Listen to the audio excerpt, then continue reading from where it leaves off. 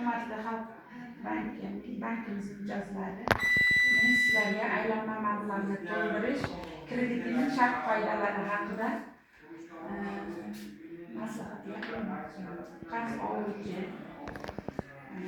shaxs yuridik maqomiga ega bo'lgan va yuridik maqomiga ega bo'lmagan mijozlarga beriladi. Kredit maqsadi aylanma mablag'ni to'ldirish.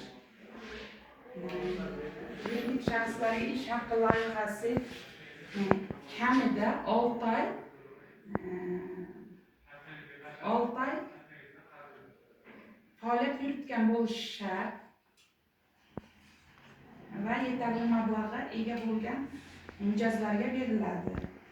Kredit summasi mijozning to'lov qobiliyatiga asosan belgilanadi.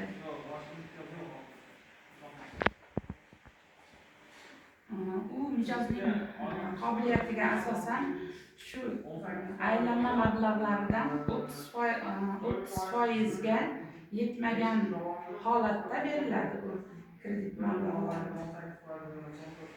Loyiha qiymatining 30%dan kam bo'lmagan miqdorda savdo faoliyati uchun talab etilmaydi. Savdo faoliyati uchun talab etilmaydi.